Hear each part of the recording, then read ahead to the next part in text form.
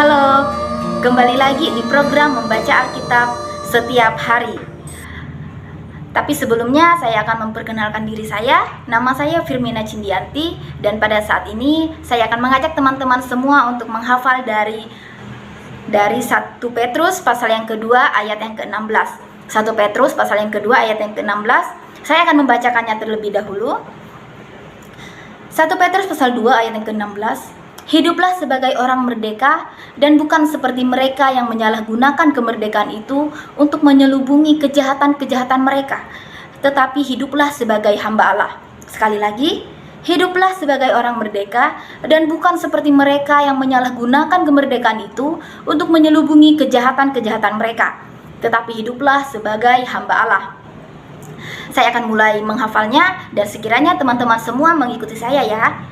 Oke, 1 Petrus pasal yang kedua ayat yang ke-16. Hiduplah sebagai orang merdeka. Hiduplah sebagai orang merdeka. Silahkan diingat.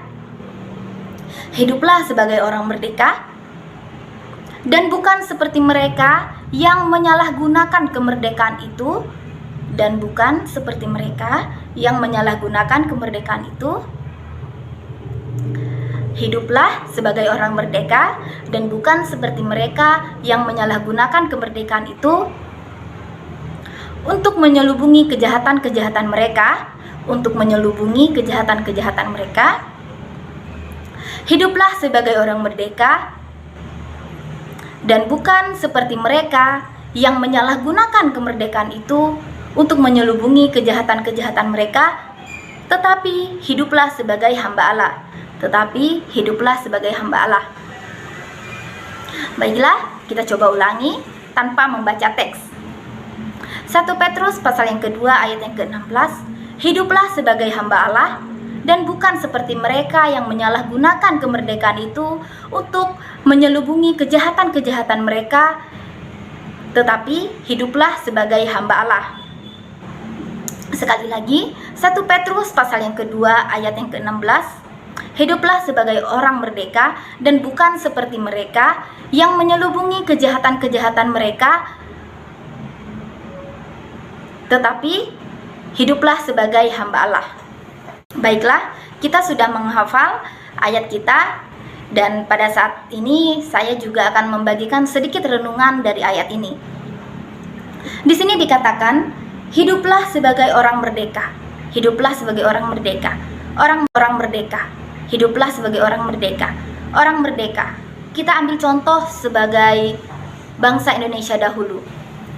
Jepang adalah negara terakhir yang menjajah Indonesia sebelum Indonesia merdeka. Dan sebelum itu, Indonesia berada di bawah perbudakan bukan hanya Jepang saja, bahkan ada 6 negara lainnya. Pada intinya, Indonesia berada di bawah perbudakan bangsa lain, yang itu artinya mereka tidak memiliki kebebasan, tidak memiliki kemerdekaan. Itu adalah ilustrasi mengenai kemerdekaan yang tertulis di sini. Di sini dikatakan hiduplah sebagai orang merdeka. Hiduplah sebagai orang merdeka artinya merdeka dari perbudakan dosa. Hidup sebagai orang merdeka yang merdeka dari perbudakan dosa. Dan di sini juga dikatakan bukan seperti mereka yang menyalahgunakan kemerdekaan itu untuk menyelubungi kejahatan-kejahatan mereka. Tindakan ini contohnya adalah ketika seseorang yang sudah merdeka di dalam Tuhan, yang sudah tahu bahwa dirinya sudah diselamatkan dan sudah tidak diperbudak oleh dosa lagi, tetapi ia dengan sengaja, contohnya ya, dengan sengaja tidak mau mengikuti pertemuan-pertemuan jemaat dengan alasan sekarang beribadah tidak harus terikat ruang dan waktu, melainkan hanya di dalam hati saja. Jadi dia menggunakan alasan tersebut untuk boleh tidak mengikuti kebaktian di dalam gereja. Itu adalah contoh orang yang menggunakan kemerdekaannya untuk menutupi kejahatan-kejahatannya. Dan ini bukanlah tindakan yang benar, karena sebenarnya ia sedang melanggar firman Tuhan. Jadi, saudara-saudari, seharusnya kita yang sudah merdeka di dalam Tuhan, hiduplah sebagai orang yang merdeka. Memilikilah pemikiran orang yang merdeka, karakter orang yang merdeka, dan hati orang yang merdeka. Jangan lagi terikat oleh dosa. Seperti contoh tadi, kita orang Indonesia saat ini sudah merdeka, maka sekiranya kita memiliki pemikiran orang yang merdeka, kita tidak lagi membuli teman kita maupun melakukan tindakan-tindakan yang merupakan tindakan-tindakan bagi orang yang belum merdeka.